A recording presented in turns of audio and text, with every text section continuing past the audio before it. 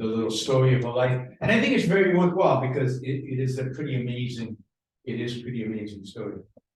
Ayn Rand was born, Alicia Rosenblum, in St. Petersburg, Russia, in 1905. She was born to a middle-class Jewish family. Her father was a pharmacist. He owned his own pharmacy. And when she was 12, she witnessed the Russian Revolution and the rise of communism in Russia. The pharmacy, of course, was nationalized, was taken away. They had to give up their apartments. They had to move in with other families. You've heard, I don't know if you've heard, but hopefully you know a little bit about the history of the Soviet Union and what happened in Russia under communism.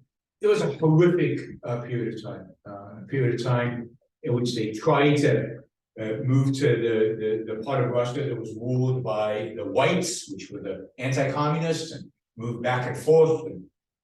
And she got to experience firsthand what communism was really like, what life under communism was. And she came to the conclusion in her teens and in her early 20s, she came to the conclusion that she would not survive. She would be killed. She could not keep her mouth shut. She did not like the system. She objected to it on a very principled, fundamental way. And she did everything she could to get out of the Soviet Union.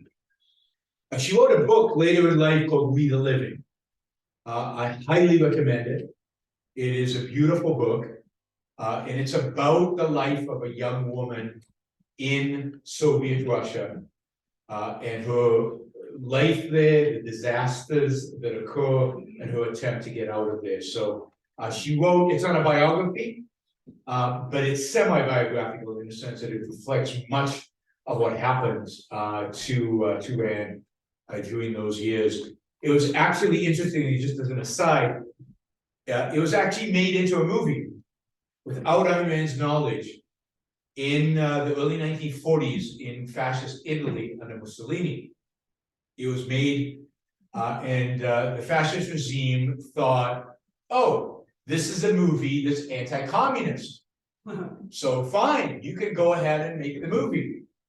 And they made the movie. It's a beautiful movie with Anita Valli, who's a gorgeous actress, very, very well made, and it went out into the theaters.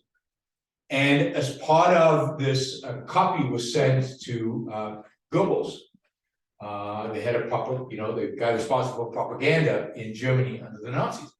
And Goebbels watched the movie and immediately telegraphed Mussolini that the movie was not an anti-communist movie. The movie was an anti-authoritarianism movie, and that he should gather up all the copies and burn them, and they did. They gathered all the copies and they burned them. One survived. And it exists. It's been cleaned up. The picture's been cleaned up. The sound has been cleaned up. It's a beautiful movie. It's, Italian movie making. They know how to make movies. One thing they know how to make. Well, they're fast cars. But I highly recommend it if you ever get a chance to watch the movie. Of course, read the book as well. Anyway, at the age of early 20s, in her early 20s, there was a little window in which Lenin allowed people to leave Russia to study overseas or to do a project on the condition, of course, that they came back. And she had an opportunity to go, supposedly, to go study American movie making. She had done a degree at a Russian university, and she had the opportunity to leave. She had relatives in Chicago who owned a movie theater, who wrote her a letter saying that she was invited to come, and she was allowed to leave. Everybody in her family and everybody knew she would never come back.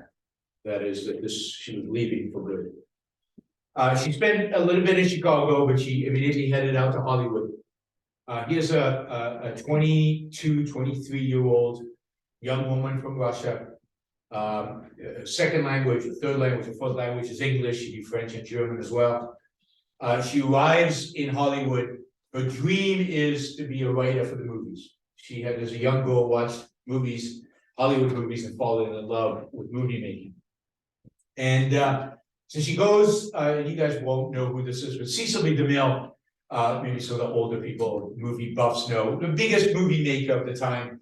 She goes to Sesame DeMille movie studio, says, here I am, I want to work in the movies. And they basically say, don't call us, we'll call you, kind of vibe. She walks out, this is a true story, right? She walks out, and right outside the door is this big convertible.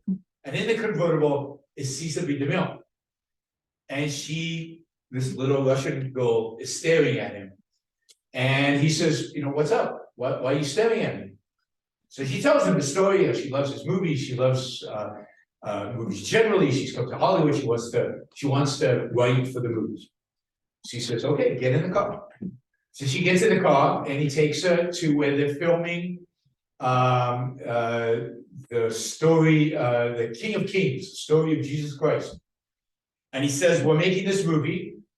Here's a pass for a week. You can hang out, and you can see how movies are made. And she did. She became an extra on the movie. She met her future husband on the movie set. And that started a career in the movie industry. She later on got all kinds of odds and ends jobs. She would work in the wardrobe and all kinds of things, all while studying English, writing and writing and writing and writing and writing. And by the early 1930s, she had written a play that was successful in Los Angeles and made it to Broadway. She didn't like the Broadway production, but it made it to Broadway and gave us some income. She was writing We the Living, the book, which was published in the 1930s, got awful reviews because New York in the 1930s was, you could argue, a satellite of the communists. There were a lot of communists, particularly in the cultural world in New York of the 1930s. The left, by the way, wasn't invented yesterday. The left's been around for a long time. I think a lot of young people think that this left was invented, but they've been dominant in the cultural world, particularly in America, for a long time, and in Europe. She got the play, she got the book, she started writing in Hollywood, she wrote a couple of movies.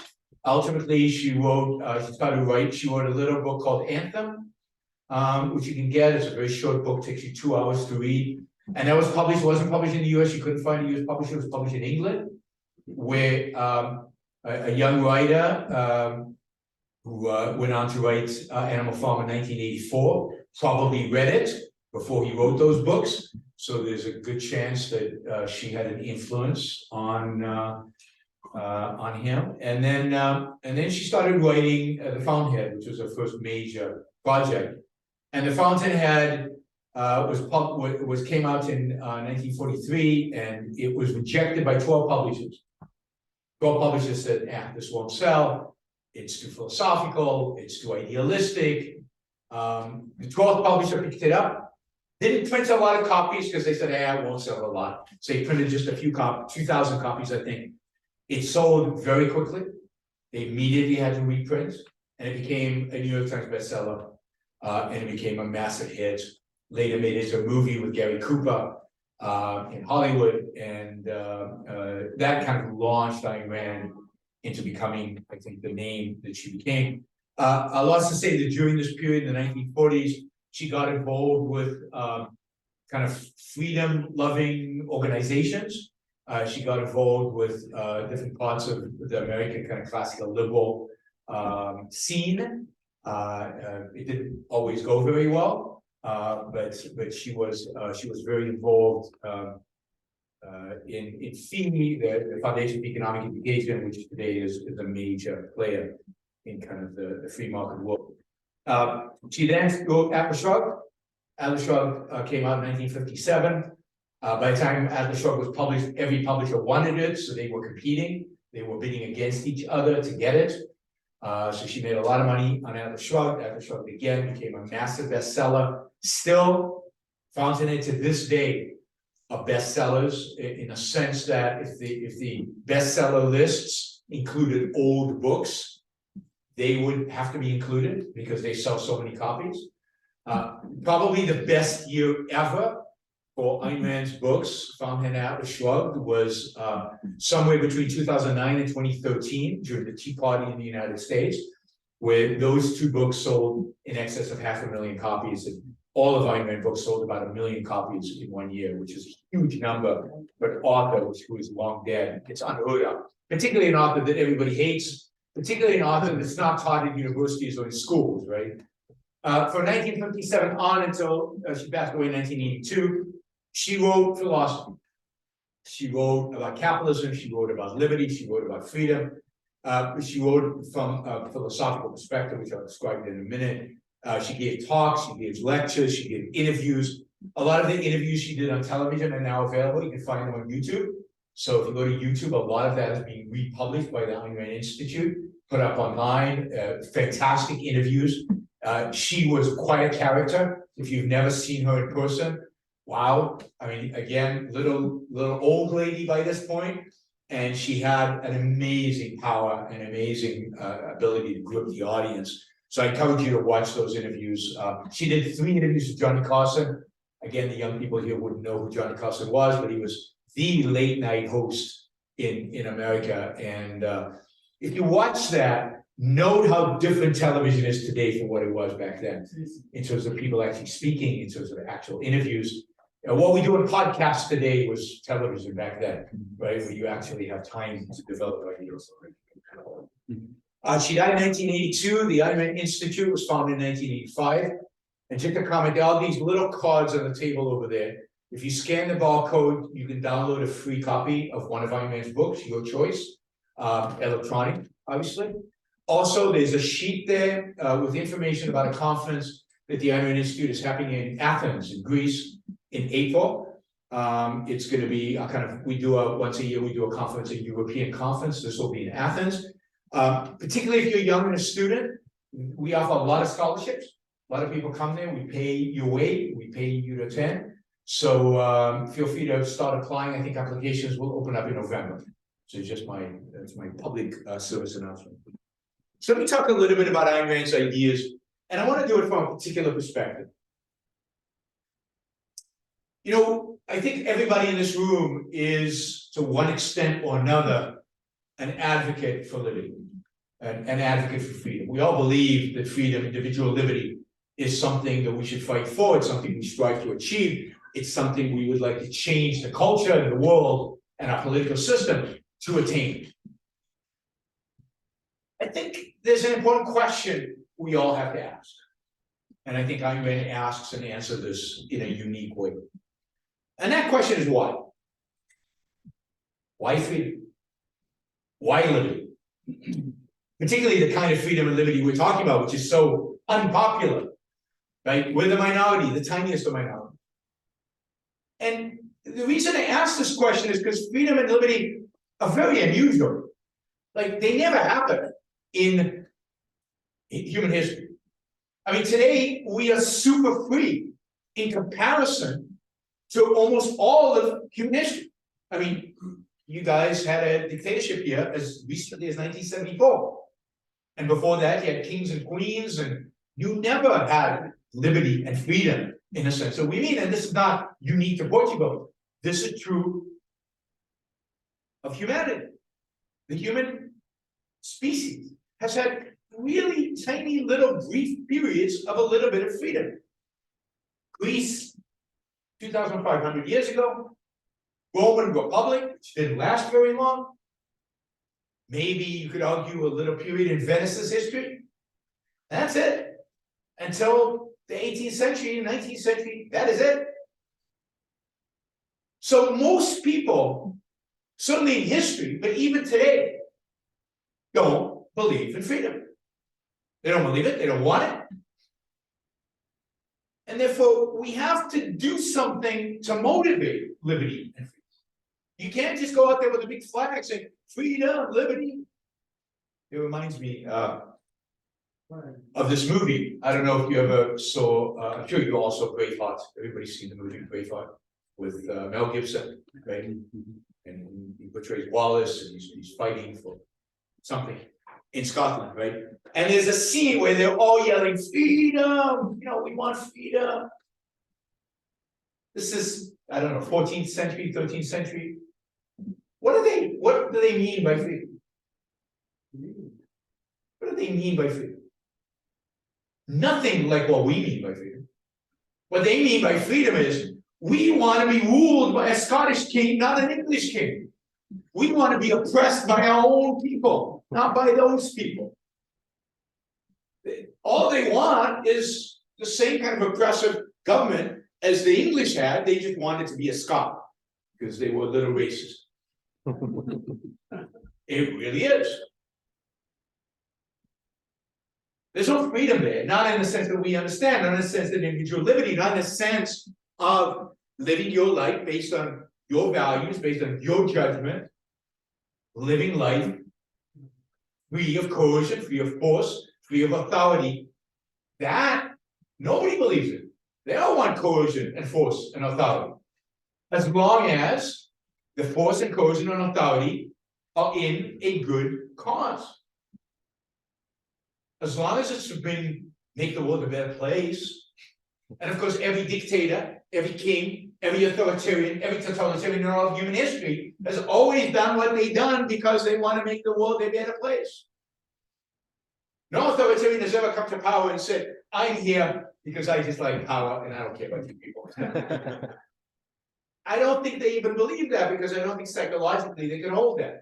I think they have to convince themselves in order to do the evil that they do, they have to convince themselves that they're there to make the world somehow a better place.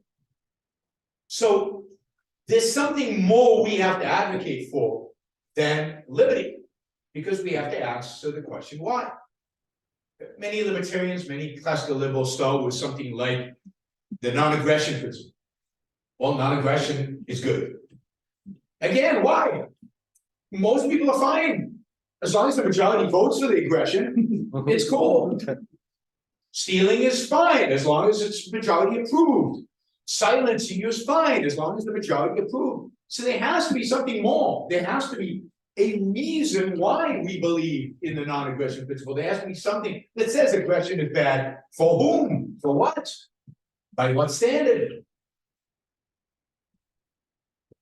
And the point, I think, part of the point I'm trying to make is, look, we won, those of us who believe in liberty, we won the economic debate a long time ago.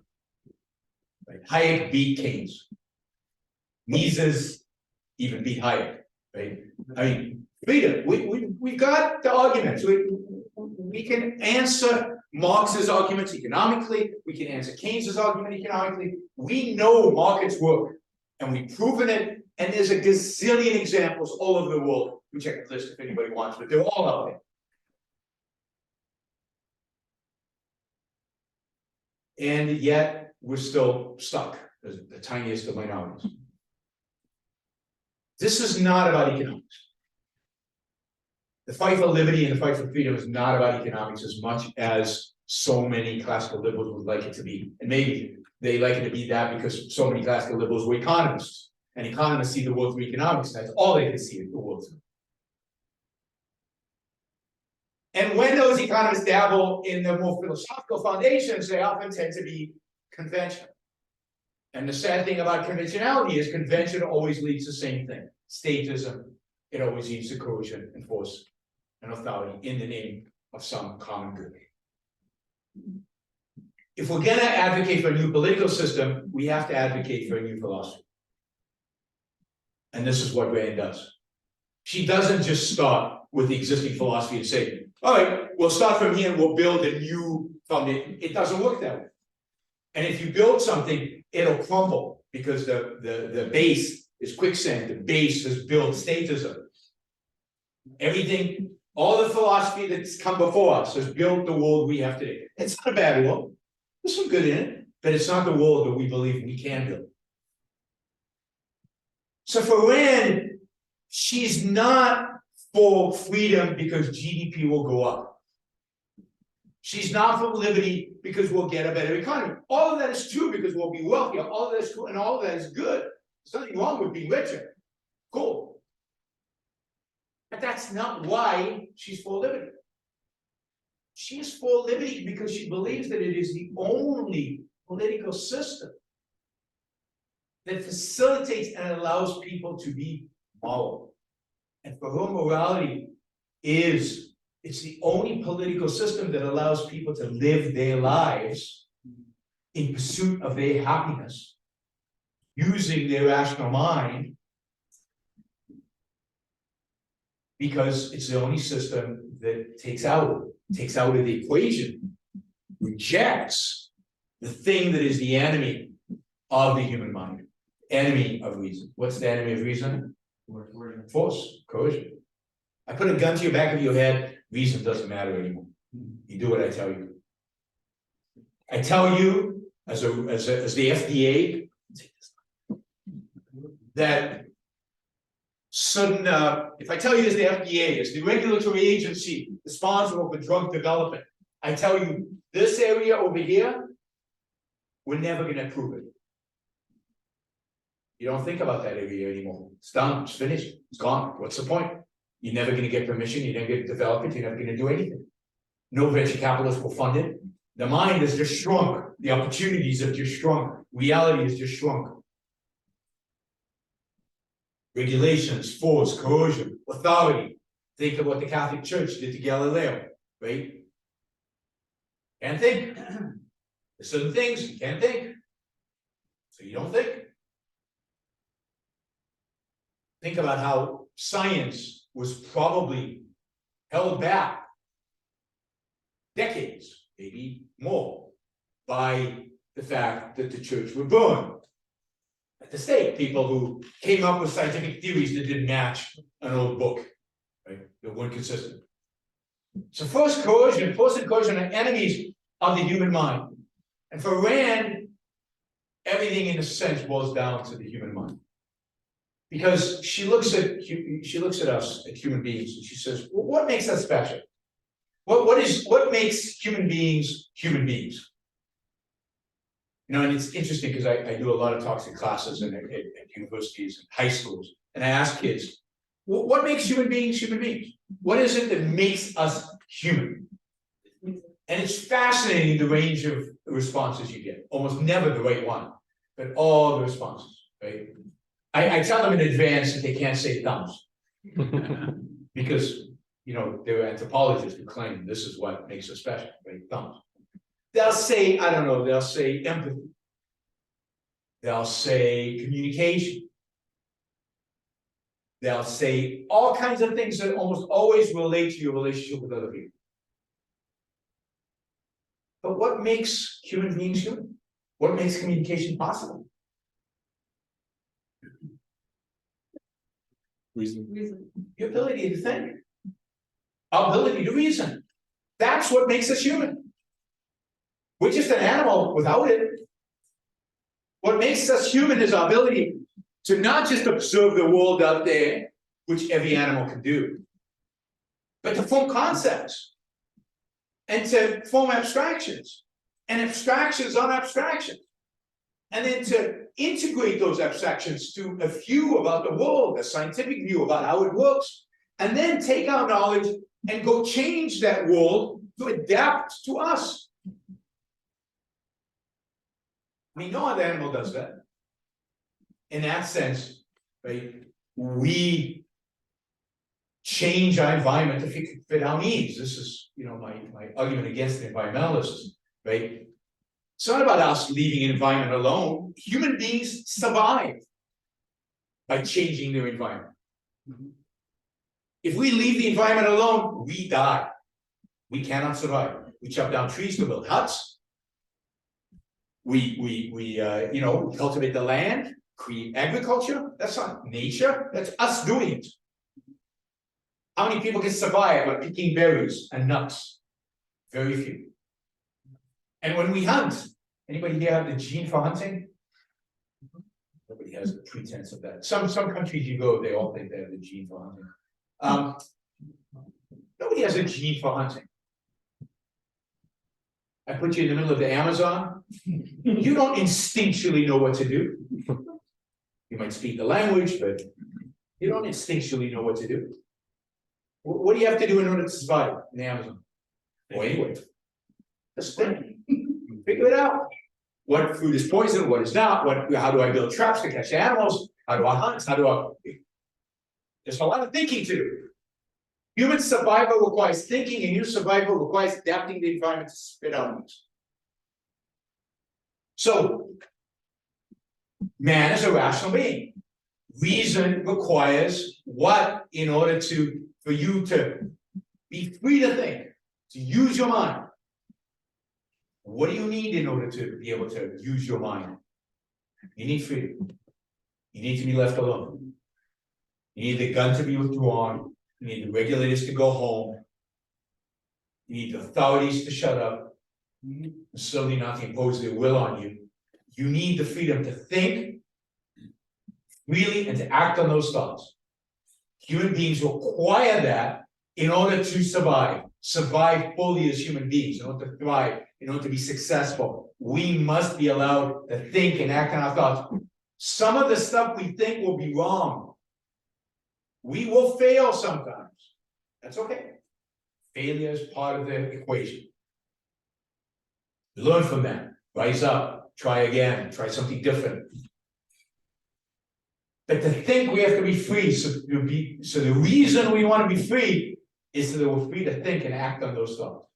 And it's important to note that that's how human beings survive, thrive, flourish. And at the end of the day, what's the purpose of thinking and what's the purpose of life, if you will? So one of the things that we're not born with is the instinctual knowledge of how to live, how to survive in the Amazon or anywhere really. But we're not born with the code that tells us what values we should pursue, how we are supposed to live. In a sense, we're not born with morality. Morality should be the guide to action, how to live. What to do is right, what not to do, that's wrong. We're not born with that. We have to figure that out. Reason is the means for figuring it out. We don't have any other. And for what purpose? What do we need morality for? This is Ayn Rand asking. What do we need morality for? Well, we need morality to provide us with principles, with guidelines on how to live, how to survive, how to thrive, how to be successful, how to live the best life we can live. The purpose of morality, according to Rand, and here she's in a sense channeling Aristotle, the purpose of morality is to learn how to live the good life. It's how to live a successful life as a human being, not as an animal, as a human being. So we want to identify the values of virtue that lead us to success at living, to success as a rational animal, as a reasoning being. So she rejects 2,000 years of morality. She rejects the idea that morality is about sacrifice, that morality is about other people. So, you know, we're so hardwired, we're so wired in a sense of our educational system to think of other people. And when you ask people what makes you, what makes a human being, we immediately think about other people. We immediately think about empathy. We immediately think about communicating. We immediately think about groups. It's not the individual. But what you actually need morality is to give you guidance in living, because life is complicated. It's complex. The world out there is complex. You need some principles to know. You know, I figured out that lying is not good. Not gonna lie. I don't have to refigure it out every single time. I've got a principle. That's what principles serve. Generalizations that are shortcuts. Make it easy for us to actually act in the world. So morality is there to give you that, to give you these shortcuts, to give you these principles on what a good life looks like and what a bad life looks like. So Rand develops an original ethical code. She articulates that code in a book called The Virtue of Selfishness, which is pretty radical, right? Selfish is associated with really bad behaviors normally. But for Rand, being selfish means pursuing your own happiness.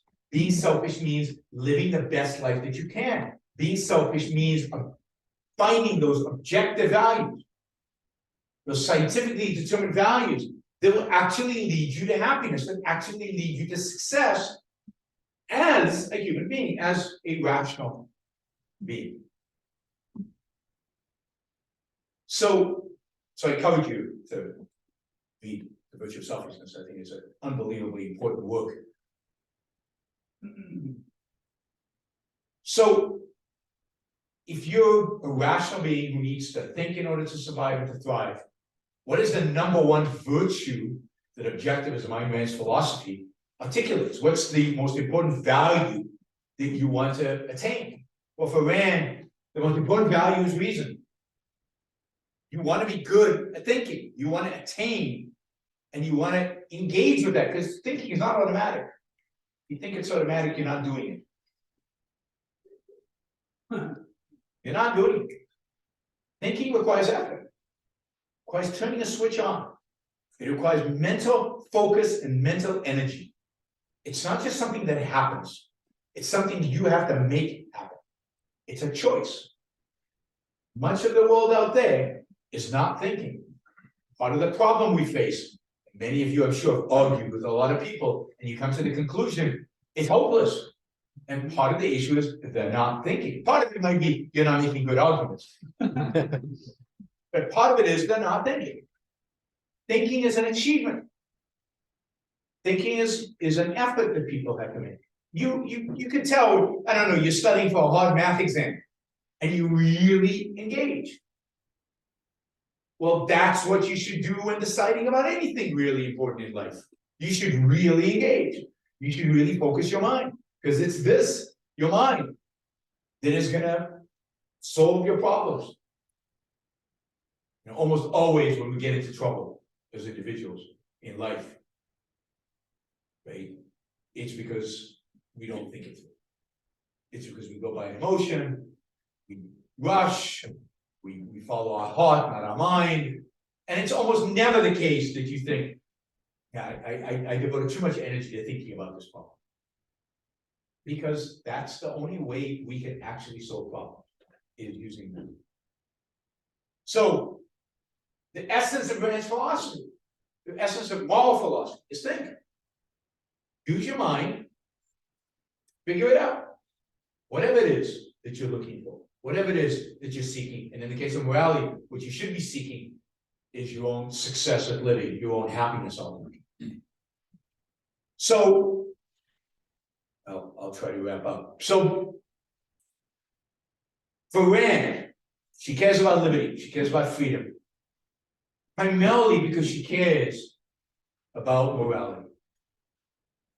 Because she wants people to have the opportunity to use their minds, to use their reason, pursue their happiness by picking their own values, picking their own virtues, and seeking fulfilling life, flourishing life. Without barriers, without constraints, without authoritarians telling what they can and cannot do. And since in order to do that, they have to use their mind, we have to extract force from society. We have to find ways to get force, coercion out of society. And it's only by extracting force from society, which is liberty and freedom, can we liberate the human mind to allow individuals to pursue happiness. That's the why for freedom, the why for liberty. Thank you.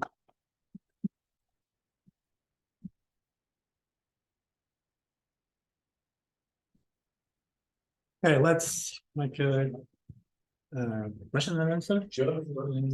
Only reason to give a talk instead of a question. Please. I think it's better for the person to grow up, rise, and. Yeah. Yeah. Okay. Except for your nice speech, I love it, especially the way you did it. It's very American. I love it that way. But let me try to reason it in another way. So you focus on the reason. I'm a man of science, and many times I make mistakes. So many times I start to demonstration, or I start to experience, or I start to hear, and then I finish saying, okay, I was wrong, and I came back. So I have two arguments against that idea. First, you put emotions out of the context. According to the Maslow, emotions were the first move to reasoning. If you put it out of reason, how can you reason in a proper way? Second problem. You put moral, you create a new moral. Then we started to make a new experience. And what is interesting is that now we discuss if we can do an experience with rights. What? With Muslims. We discussed it. Some Yeah. person discussed about it. But no one discussed about it. Can this make an experience in a social environment? And most of brilliant ideas of reasoning that were very nice in those times, Marxism and so on. In the end, we ended to we crashed. First impression. Yeah. When I was young, there was a lot of persons that believed in that. Yeah. I never believed in that. Yeah. So, can Get it. we going with all the field and end in not being correct? Yeah. So, well, So- I live with another idea. If we put emotions out of the equation, I can be a brilliant guy. And then I can start to say, okay, I'm brilliant, I have a lot of money. And all the other guys that are not so brilliant as myself, I can just use them. How can we do society? Yeah. If I'm alone. Yeah, so a lot to say about what you're saying. First, you can make mistakes. But the interesting thing is the only way to correct your mistakes is using reason. There's no other way to correct your mistakes. You don't correct your mistakes of saying, I feel the truth. No, I observe that what I've done doesn't work. I go back to the drawing board and I figure out a better way to do it. But the only way to do that is through observation and through integration, and that is reasoning. So there's no way to error correct without reason. Second, I'm not dismissing emotion. I'm dismissing emotions as tools of cognition. I'm an emotional guy. I think you can see, right? Emotions are not the way we should make decisions in life. Emotions are not means of knowledge except about ourselves. What my emotions tell me is about me and about how I respond to certain stimuli. They don't tell me the truth except about myself. So emotions are super important. They're important motivators. They're important for self-knowledge. And you live your emotions, right? At the end of the day, what is happiness? It's an emotion. It's an experience that you feel emotionally. It's a state of being, but it's very close to being an emotion. Joy is an emotion. Of course, I want to feel joy. So emotions are super important. But emotions don't come from the ether. They don't just come from nowhere. Emotions are based on conclusions that we have already come to. Emotions are responses that we have to the world out there based on our beliefs, based on our values. There's some great examples of this. You could show exactly the same scene to two different people, but depending on the values that they have, they will respond emotionally completely differently to that scene. So emotions are responses to the world out there, and they're great. So I'm not dismissing emotions. And then the third thing was, We're calling is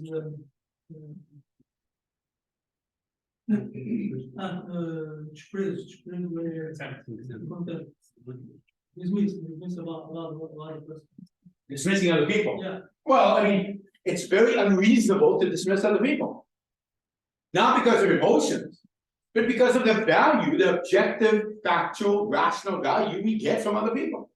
We get immense value from other people. I couldn't eat if not for other people. I don't know how to grow food. You know how to grow food? No, so I go to the supermarket. and I buy my food from other people. And then they buy it from people who grow the food. And I mean, the division of labor is one of the most amazing, beautiful things. And it makes us connected with other people in deep ways. That's just material. But then, I love arts. What would I like to be with Michelangelo? I love artists. I love people who spiritually enhance my life. And then, what about friendship and love and romantic love? All of these are values to a human being, to a rational human being, not to an emotional zombie, but to a rational human being that express through emotion. But they're all values. So there is no conflict between the individual and the so-called collective, the group, right? It doesn't have to be a conflict. And what makes sure there isn't a conflict is the political idea of individual rights. That is, you might not like other people. You're a genius, you think other people are useless, but you can't harm them. You can go live on a desert island, you can go build your home somewhere, you can be alone if you want, but you can't harm other people because they have rights, and we have built a political system to protect those rights. So individual rights are key to the political, to moving from ethics to politics, is this concept of individual rights that basically says that every individual has the freedom to act based on their own mind in pursuit of their own values, without coercion, without force, without authority. That individual right prevents the kind of hostility, the kind of damage that a genius might do to other people. But it's not in his self-interest. It would be a stupid thing for somebody to do because of the immense value we get from others. Okay, more. Yeah. So you mentioned Ayn Rand decided to accept a job to write about a movie about God, and she was really against God. Do you think she traded a higher value for a lesser value during that period? Because I'm not sure if You want a movie about God? she writes a movie about God, like she performed a movie about God at the beginning when she went to Hollywood. You mentioned that. What's that? The King of Pluto. Oh, she was an extra. Yeah. Yeah. So my question is, do you think she traded a higher value for a lesser value by accepting it? There's nothing wrong with a movie about Jesus Christ.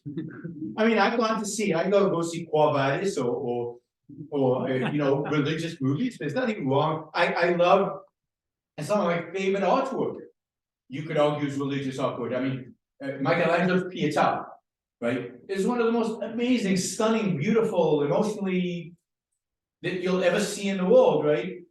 It's Jesus and Mary. And you can say, it's just religious art. But art is so much more than the religion. Art, if it's good, it has universal values. And telling the story of Jesus Christ in a movie by a secular director, Caesar B. DeMille was no religious, right? There's nothing wrong with that. There's nothing, in participating in that. It's not even trading. It's a values. You had a job. And it's in a movie, but the director who was a genius. Nothing, there's no undermining. One reference, I think, Tommaso Aquino was one reference. Aquinas, sorry. Oh yeah, she was a huge admirer of Thomas Aquinas, because she said Thomas Aquinas brought reason back into the West after it disappeared through the Dark Ages, right? So Aristotle disappeared with Rome, and then came back with Aquinas.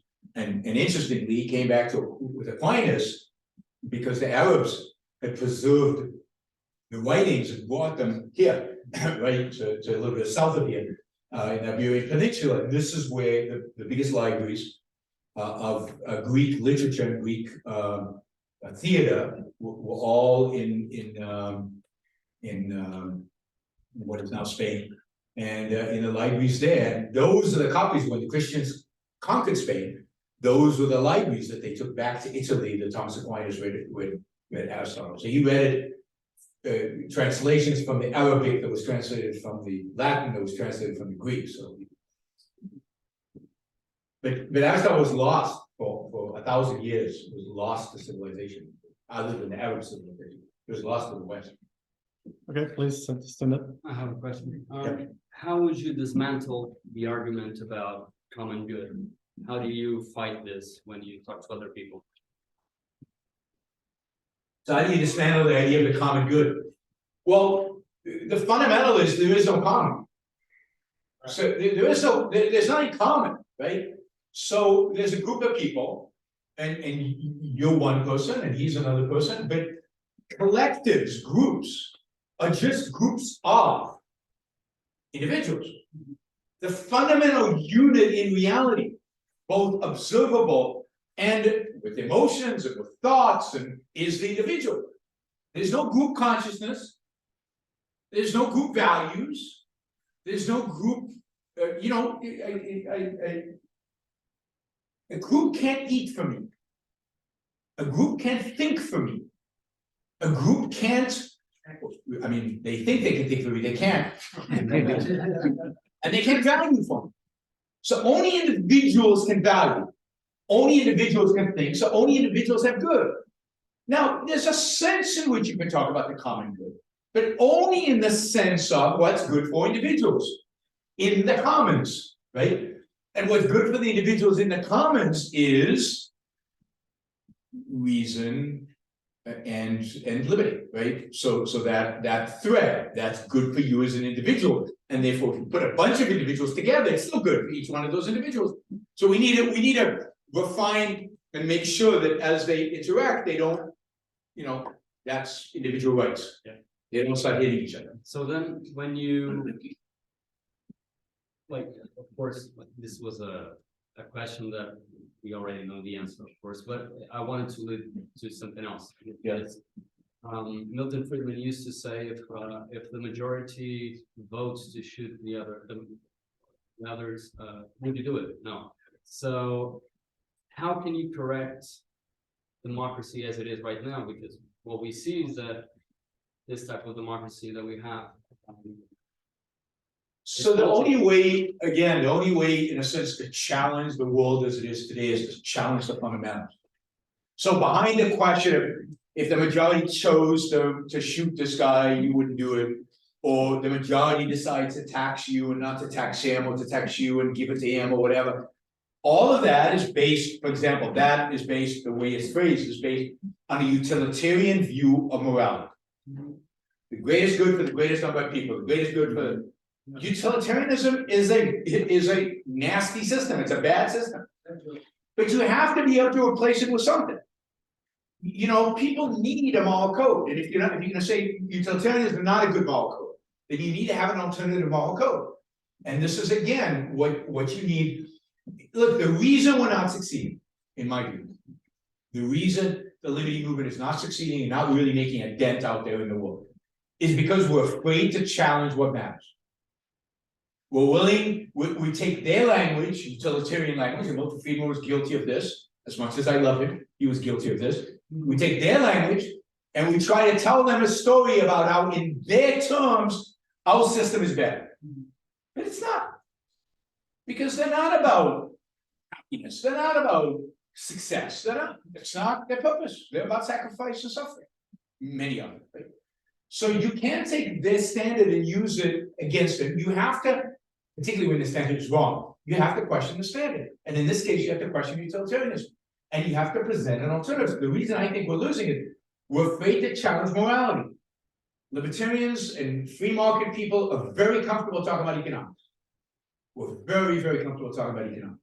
We know it all. But that nobody cares. What really matters is I want to be a good person. And if being good means I have to pay taxes, I'm willing to pay taxes. If being good means that we have to silence certain people, I'm willing to silence certain people. I want to be good. So your job is to question what they mean by good. Not just what they mean by the common good. What do they mean by the individual good? What do they mean by how you should live your life? And then show them that the only way, if you have a proper perspective on the good, the only way then to manifest it in reality is to be free. And that's why we're pro-freedom. We're pro-freedom so that you can be good. Sorry, Antonio? Dr. Carlos, thank you for this event. Thank you, Yaron Brook. I agree, as an objectivist, I agree with most of the philosophical questions. But regarding your answer to fixing democracy. This goes back to what we talked about on last year. One of the things, Ayn Rand taught me a lot, but one of the things she taught me was that you cannot force a man to think.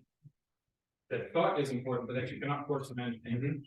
So while we are here, all focused on liberty, living our own lives and acquiring knowledge, there is a large group of the population that we cannot force to think. So what guarantee is there that no matter how knowledgeable and freedom-loving we become, we'll be able to change the system from the inside that requires the majority vote? So my question to you is, why instead of trying to change the system from within, trying to change the system from without? You're laughing because you know where I'm going. But Yeah, I have to answer this question already, right? You know my answer. I'm asking anyway. Look, I'm open to any way to change the system. If you can find an island some way, convert it to capitalism, make it this shining success, it exists and already. what's that? It exists already. It doesn't have exist. I visited a few Wait. weeks ago in Honduras. Yeah, I mean, yes, it exists under the thumb of the Honduran government. For now, yes, it exists under the thumb of the Honduran government. If Honduras changes its constitution, that city is gone. Of course, that city is still not free, because you try to start a bank in that city. A bank, let me finish, a bank that is truly private, a bank that is actually, the way the Swiss banks used to be, right? Truly private, truly secret, and all of that. You won't last. I'm willing to put money, real money, on the table. That if you try to start a bank like that, they try to start a bank like that, they will be shut down. Yesterday I met the founder of the first bank. That's fine, but it will be shut down. I'm not arguing that they will try. I'm arguing that the powers to be in the world, the Federal Reserve and the central bankers of the world and the militaries that stand behind them, will not allow you, because they'll accuse you of money laundering. They'll accuse you of being the banker for the drug dealers. They'll make up any excuse they want to shut you down. And if the founding fathers thought that way, what would be of the United States? The huge differences, but we can have this argument offline. The huge differences. Partially in the relative availability of force to both parties. But the fact is that I've seen libertarians try this for 40 years now. Start little islands, start little projects. This is the best. How about objectivist strike? This is too small. But Honduras is the best. And part of the reason why it's the best is because they're willing to compromise. And my guess is by the time the bank opens, it won't be a truly free bank, because they'll already have compromised because they know they can be shut down. The people behind the Honduras thing, are people of the world. They know how the world works, and they know the forces at large that would prevent a truly free bank functioning. And they will, I told you what I think. The only way to have a truly free society is a nuke. Is what? Is having a nuke. One point You don't need to point it at Moscow. Moscow is useless. A nuclear bomb.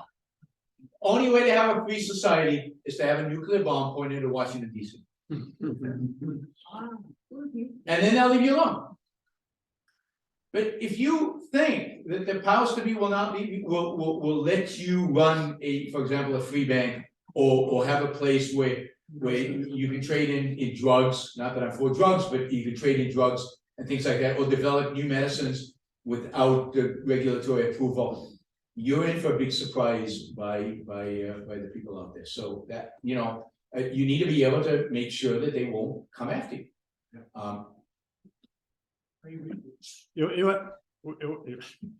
We always have the other people, so we have to live with the other people, and even you don't agree, they don't agree with us, let's say us, and it's not a question of compromise. So in the end, it's ideas that must be always put forward. So only ideas can change the world, let's say. Sorry, I think you lost trust there. Thank you.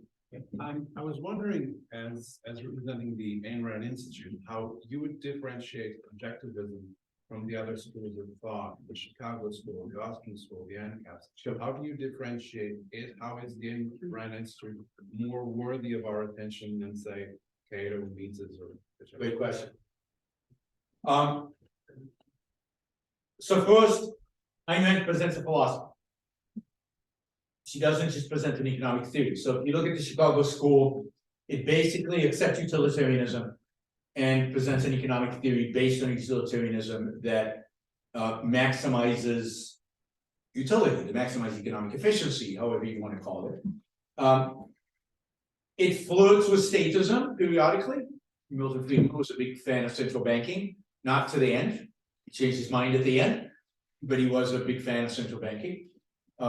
And Rand would reject it because she would reject any use of force. And central banking requires force. So Chicago school is a good, I think, flawed economic theory. The Austrian school is very similar, just I think a better economic theory. I think the Austrians are right in the fundamentals in terms of economics.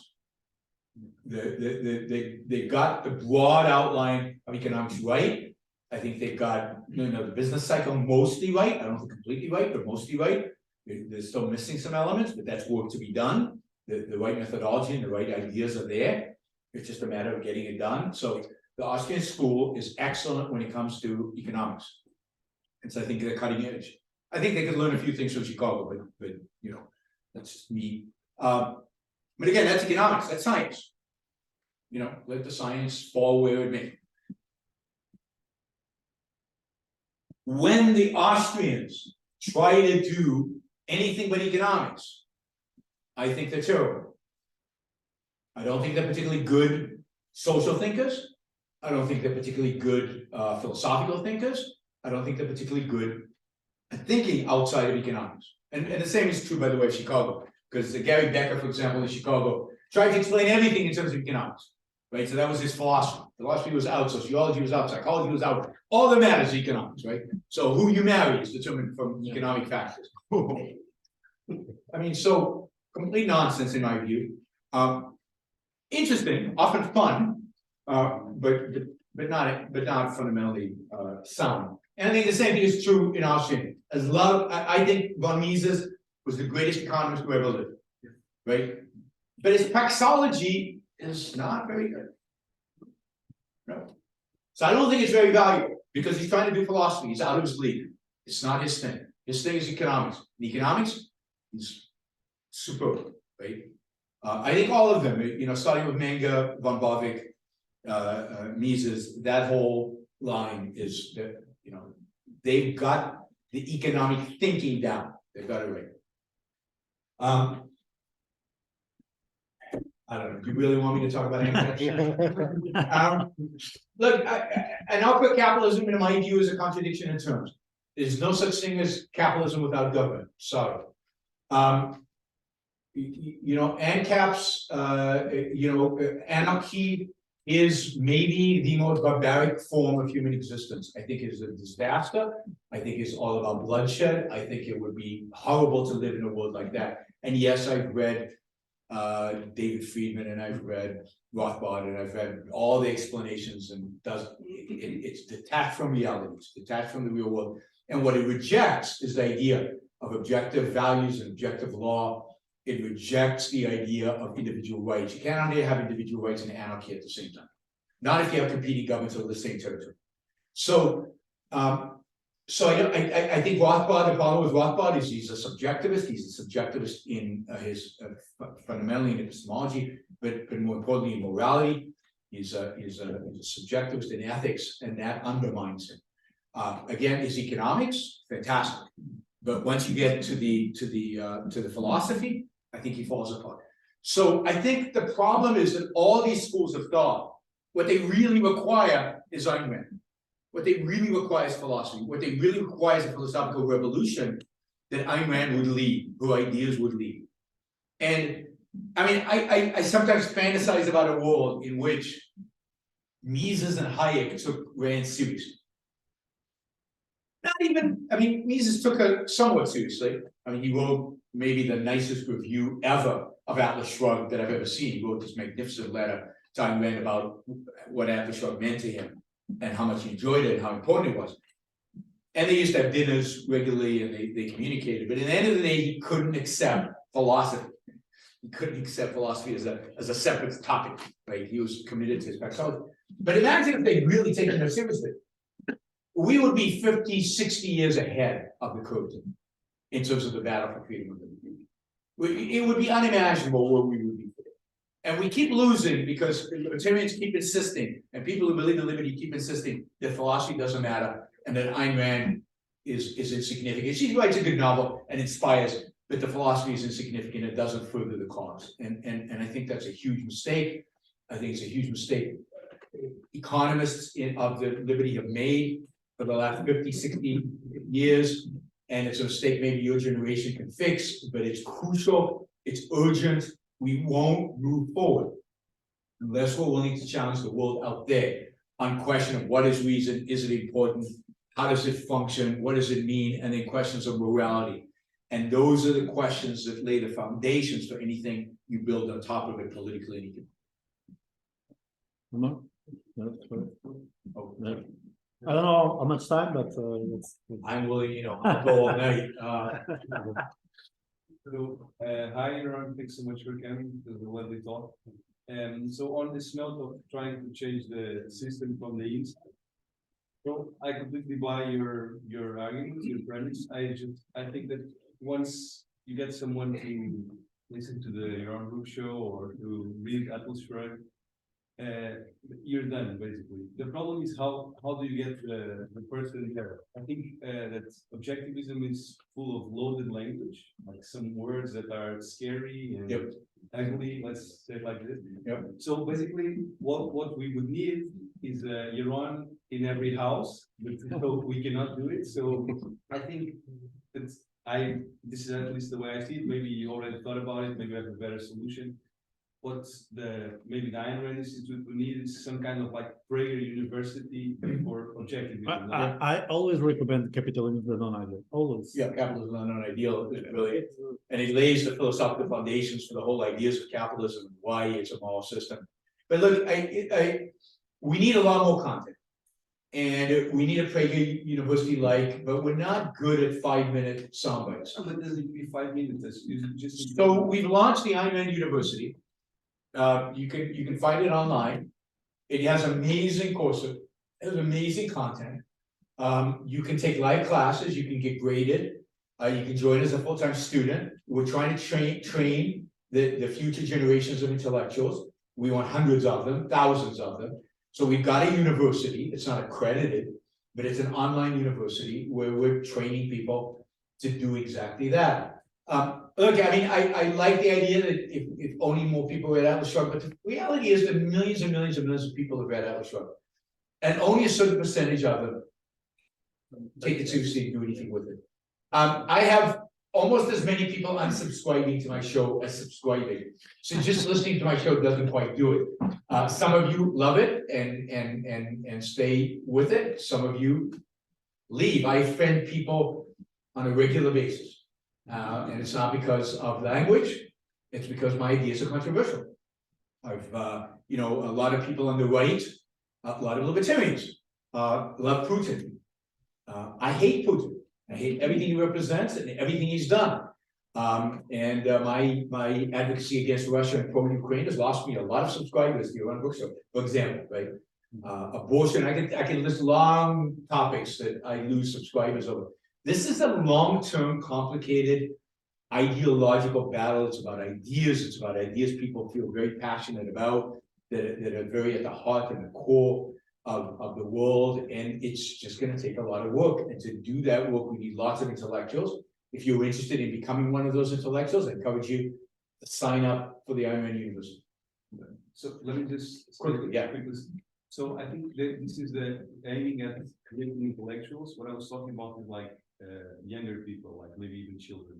So to remove the loaded language. So basically, I'm quite sure that the first time someone encounters these ideas, you can almost build, you could probably write a prototype of the questions and what's. I was young once and encountered these ideas for the first time. But you can talk, you talk to Yeah. people that never listen to it, and you'll see the questions, what Yeah. scares, what doesn't scare. So maybe you could like prototype It's not quite, we need a lot more intro kind of texts, we need a lot more videos, we need a lot more material to bring people in. But it's not as simple as they read Atlas Shrugged and it's done. It's ongoing work, and I think to produce all that content, we need a lot of intelligence. So for now, we're at the stage where we need to create the intelligence to create the content. You mentioned earlier in regards to the Austrian school that you appreciate it, and one of its backbones is the concept of objectivity of value. Yeah. In the sense of what clothes do I buy, what cars do I like, what Mhm. movies do I like to watch. Do you think it's a useful concept exclusively within economics, or because you also mentioned that Rothbard is a Moral subjective. moral subjectivist. Yeah, but So I don't, so I think it's badly labeled. it's not the same. Yeah, it's Subjectivism in the Austrian. Yeah, but I think the Something is- idea of a subjective value, the way it's presented by Austrian economists, particularly Mises and before, and Ayn Rand's idea of objective value is applied to the marketplace are the same. I don't think there's a conflict. I don't think there's a contradiction between the two. There's actually an excellent essay by a guy named Rob Tarr, T-A-R-R. It's available online. It's available at Ayn Rand Institute. We made it public. It was in a journal somewhere. That reconciles Rand's view of objective values and the Austrian view of subjective values in economics, in the marketplace, in trade. I don't think you can take that word subjective, to mean what it means when you apply it to ethics. Subjective means based on emotion and anything goes. And that's not what it means when it's applied even to the marketplace. Because you might want something at a particular price at a particular time, but your want doesn't make it so, right? So something much more has to happen than just an emotional want. And that's what makes the subjective value in economics objective. It's everything else that comes along with it. But I encourage you to look at this article that Rob wrote, but there's no conflict. Ali atrás? Sim. Players meeting first of all. I have two quick questions. Just I think you answered this in advance, but what do you think are 2 or 3 main differences between objectivists and libertarians? And the second one is, I'm curious. I know that objectivists regard religion as mysticism, so they admit it. But I was just curious if you personally are objectivists, agree with any aspect of Christianity, or if Christianity helps the objectivist project. All right, so let's start with the objectivists versus libertarians. And the problem, I think, with libertarianism is that it doesn't really mean anything. It's too broad of a concept. When you can have, people right now comparing Zelensky to Hitler in the name of the Libertarian Party of New Hampshire, and anarcho-caps who don't believe in immigration, who want to build walls, and you can have really good Cato writers who are doing really good work in economics, and other libertarians doing really good work in economics. And you can have all of those, some completely crazy, nutty ideas, and really, really good ideas, all in one umbrella. I don't know what it means. And I don't want to be part of that umbrella, because I don't want to be part of the wackos over here, the crazy nuts who want to, who want to do crazy things, right? So I don't like the term, and I don't use it very much because I think it's too broad. It doesn't actually mean anything.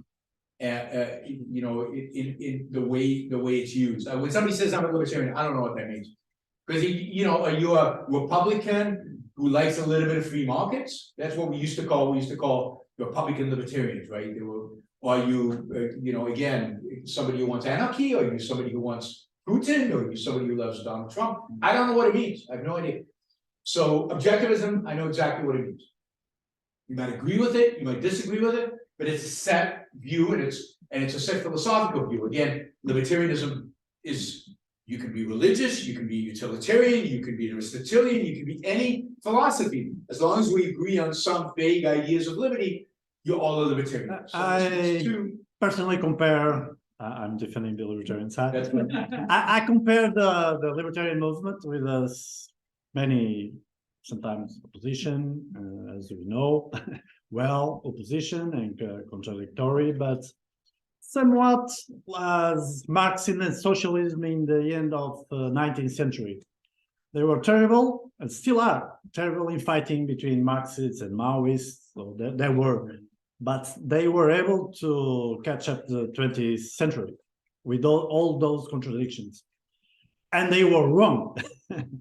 So we have a contradictory movement, maybe, and with several infightings sometimes.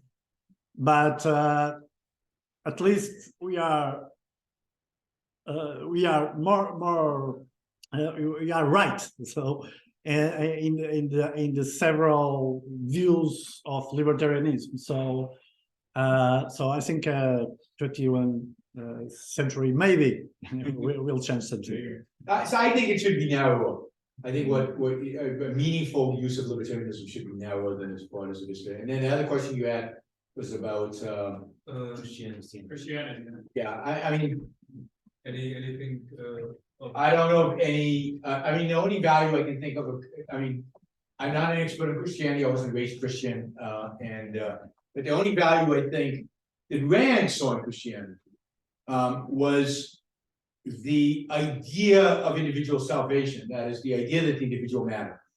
In a world in which the individual didn't matter, which, you know, was pretty barbaric, this idea of salvation, the idea of individual salvation, not salvation as a group, but it emphasized the value of individual and therefore individualism.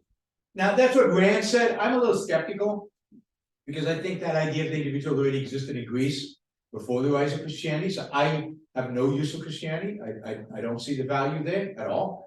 I think it's a detriment. I think it makes it much harder for us to win the battle because I think it's collectivist and altruist and anti-reason. But again, you know, there are going to be people who argue for liberty from a Christian perspective. I just don't think it's convincing, and I don't think it passes the reason threshold. Okay, I think we can. One more? Yeah. Okay, so the last one. Yeah. Thank you again. So I never really fully understood why Kant is associated with reason and freedom and the enlightenment. And so you can lay down a bit about Kant's. Well, a lot of it is his history, right? So Kant comes at the end of the Enlightenment. He writes a very famous essay. What is enlightenment? And he in a sense names the period before him as enlightenment. He's the guy who kind of characterizes it. So he's associated in that sense. I mean, Rand viewed him as the guy who destroyed the Enlightenment, who actually puts the nail in the coffin of the Enlightenment, or sets in motion the destruction of the Enlightenment, because of his ideas about reason. So he's big on reason, but his idea is that reason doesn't really give us knowledge about what's out there, because we can't never know what's out there. So reality, he separates reality from reason. By separating reality from reason, he separates the mind from reality and undermines the whole Enlightenment project, right? And then he's got a whole ethic of duty and an ethic of altruism, an anti-egoistic ethic. But he's associated with it because of where he comes, his importance. He's the most important philosopher of the last 2,000 years. And you know, the fact that he ends a certain period but names it as well. And most historians of ideas call Kant a figure of the Enlightenment. Just one question. Last Last one. really last one. Okay. What advice would you give to a Portuguese young man and woman? That are, some of people here are older, like me, but there are lots of young people here. What advice? I mean, I would say read Ayn Rand. A lot of you I know haven't read Ayn Rand. It's worth reading. Certainly her novels are amazing, though it's an experience. Even if you decide not to agree with her at the end, you'll have lived The Fountainhead and Atlas Shrugged, and that's an amazing experience just to live it. But if you like what you read in Atlas Shrugged and The Fountainhead, I encourage you to study the ideas. And today there are more tools to study the ideas than ever before. As I said, there's an Ayn Rand University. There's a million videos out there of me, of Leonard Peacock, more importantly, with students, of other philosophers talking about Rand's ideas, applying them to a million different ways, to a million different things. There's just such a richness of content today that it's truly amazing. Take advantage of it. Go online, search Ayn Rand, Ayn Rand Institute, because there's a lot of junk out there as well. But the Ayn Rand Institute produces really good stuff on Ayn Rand and you know, applying her philosophy really, really well. So don't let it just sit there on YouTube. Actually watch it, share it, and enjoy it. Okay, thank you very much. And subscribe to the Yaron Brook Show.